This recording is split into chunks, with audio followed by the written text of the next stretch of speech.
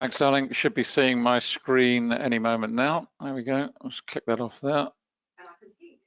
Fantastic. Anna can hear me as well, which means I've got my microphone switched on, which is wonderful. Right, let's move that out of the way, get that out of the way.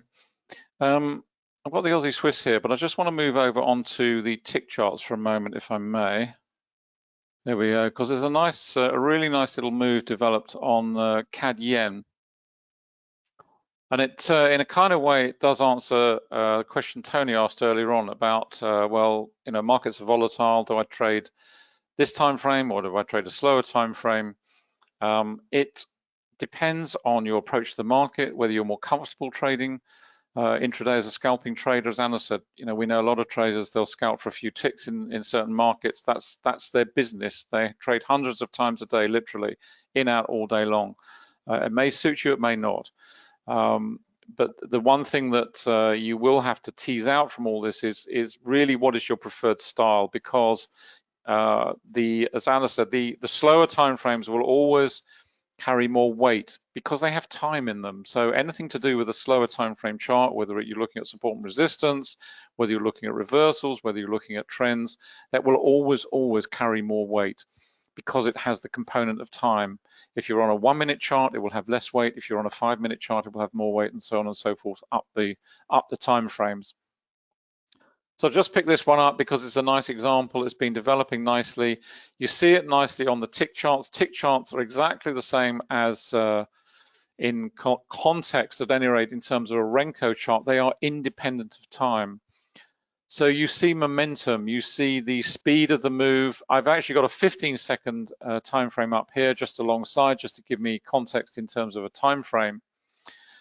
These are the tick charts. I've got the, I'm just going to adjust these slightly. These numbers are coming off here. So this is a 1 minute chart on the tick speedometer. So I just changed that. I use the actual when I'm trading these sorts of markets, and I'll tend to go to the nearest fib number, which is the closest approximation to it, because it doesn't move so frequently. And let me just set those up. It's changed already, but that's fine. Let me just change that to 341. There we go, and let's just move that to 457. There we go. So basically what we're trading is we've got, there we go. We've got 3 time frames. This is a 1 minute, a 2 minute, a 3 minute, and we've got the equivalent tick charts over here. As I say, what the tick chart reveals is momentum, because each of these ticks on here, 341 ticks, once they've gone through, that candle will close and move on to the next one, irrespective of how long that's taken. It could take a few seconds, it might take a millisecond, a nanosecond, whatever. So that's what you see on these charts. You see that raw momentum, the speed of the market. And as the market speeds up and slows down, which is highlighted on the tick speedometer here in terms of these flip-flopping between green and orange and red, when we're in red, as you can see here, it's pretty sluggish at the moment. We really want to be running in orange and green. You see these injections of green. That's when we start to see volume come into the market. You can see it down here. Probably flip that out. Oops, sorry, gone. Wrong one. Where was it? Where was it? Where was it? Where was it? Lost it. That one. There we go.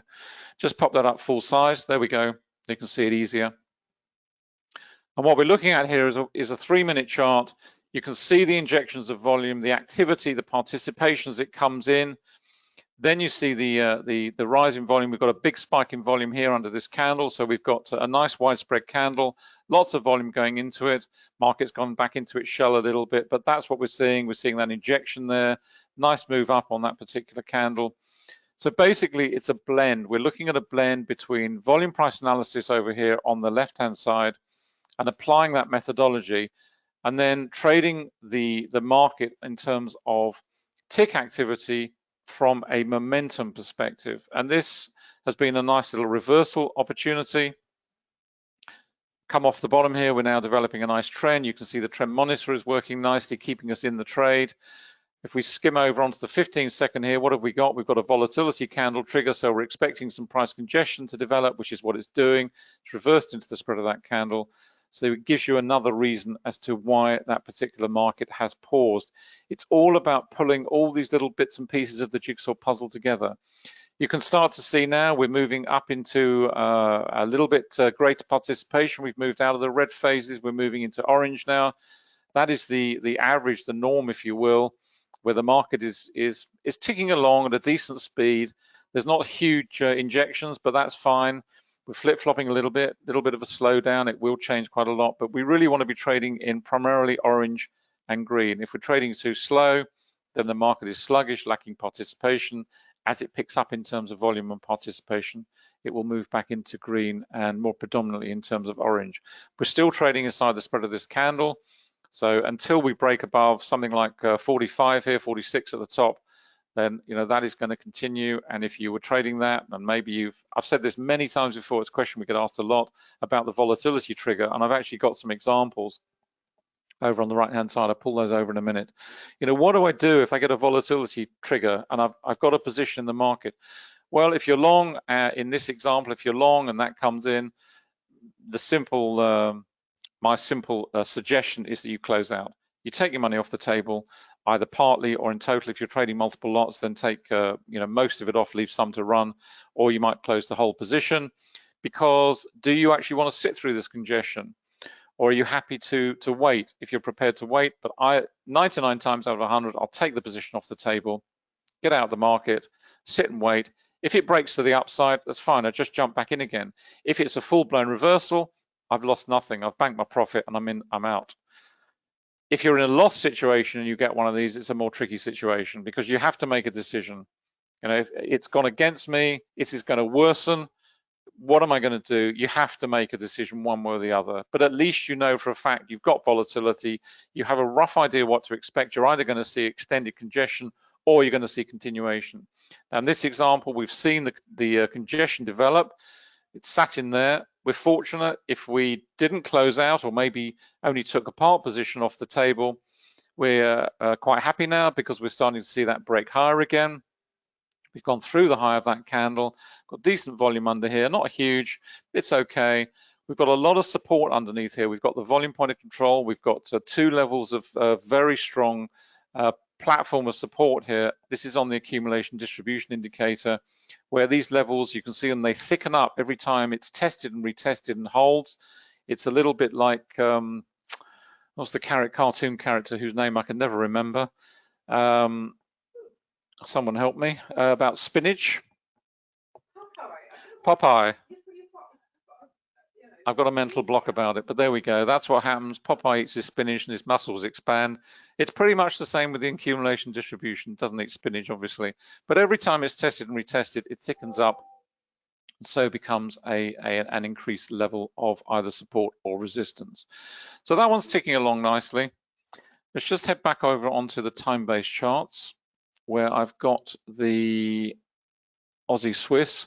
In fact, let me just find out what's going on in terms of sentiment right now. Let's have a look. Let's see. Let's go to Globex for a moment. Let's just see what's happening on the US markets. Right. There we go. And talking about reversals are not unique to forex. They happen in all markets. And what you might find slightly strange is that those session crossovers that we've got here, this is 8 o'clock London time.